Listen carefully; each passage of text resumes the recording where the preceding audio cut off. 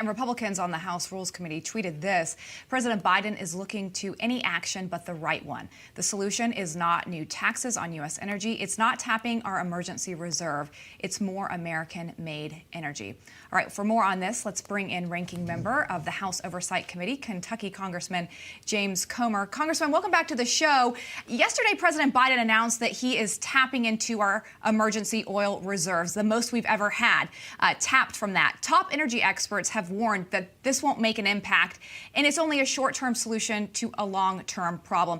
So considering that Republicans are still in the minority, is there anything that can be done to make an impact here? Well, I think the Republicans have done a good job explaining to America that our energy crisis is a direct result of Joe Biden's energy policies. These are the policies that Nancy Pelosi and Chuck Schumer have been pushing. These are the policies where they just recently had all the energy CEOs before the House Oversight Committee, Sean's old committee, and asked them if they would pledge to cut production in America. At the same time, Joe Biden was going to OPEC and going to Iran and Venezuela and our enemies and asking them to increase production. So we've tried to explain to America that the Biden energy policies are what's creating a scenario where they're having to pay more at the gas pump for their gasoline and for their energy costs for their homes. You know, Congressman, you mentioned I did used to be the spokesperson for that committee back in the day, a few decades ago, as a matter of fact.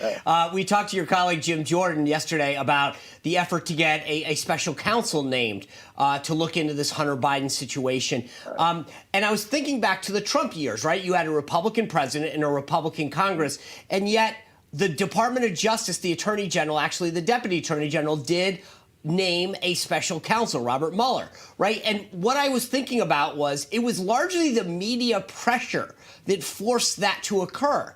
I think it's lacking right now, right? The media won't do it right now, isn't calling for creating that pressure. Do you think that there can be something that ramps up that pressure to create Democrats to call for a special counsel? Well, I think the Democrats are very nervous about Hunter Biden. You know, this ties into the previous question about energy prices. If you look at all of Hunter's dirty dealings, they revolve around energy. They revolve around oil and natural gas in countries like Russia and China. These are policies that are directly opposite of what Joe Biden's promoting here in the United States. These are policies that are making China stronger and Russia stronger. Hunter Biden's on the side of our enemies. He is costing Americans every day when they fill up their cars and when they heat their homes. So I think that the Democrats are getting the message that the American people have figured out now that we know that laptop was real and that we know Hunter Biden has profited off the Biden name and that he's a national security threat. I think the Democrats are trying to figure out how they get rid of their Hunter Biden problem. Hunter's not going to go away. They know that when we get the gavel, Sean, he's going to be subpoenaed from multiple committees of jurisdiction over multiple ethical and legal violations that he's committed that could possibly tie into the big guy, Joe Biden. Right. You and some of your colleagues sent letters yesterday to the White House and to the National Archives demanding records of any communication between Hunter Biden and the White House during those 2 terms of Obama administration when Joe Biden was vice president. What specifically are you looking for in this correspondence?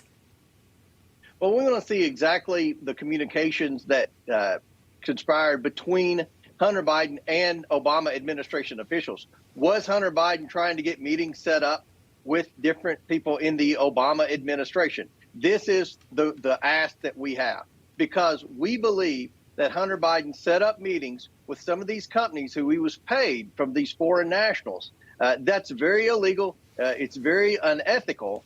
He's in trouble. We know that the U.S. Attorney's Office is all over Hunter Biden. My fear is that he's going to get indicted before the Republicans ever get the gavel in January. But regardless, we're going to be ready to go in January. Unlike the Democrats when they took the majority for the second term of Pelosi's speaker tenure, they really didn't have a plan out of the gate. We're going to have a plan out of the gate. We're going to have those documents hopefully preserved and ready to be handed over before we ever have to issue a subpoena. If we have to issue a subpoena, we will do that. But hopefully the administration's going to know exactly what Republicans are going to ask for. The American people will have spoken.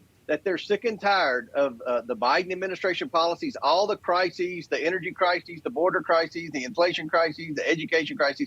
They want a change. We're going to have a mandate, and hopefully those documents will be ready to go in January. All right, Congressman Comer, we'll be checking back in with you. Thanks for being here with us this evening. Thanks for having me on.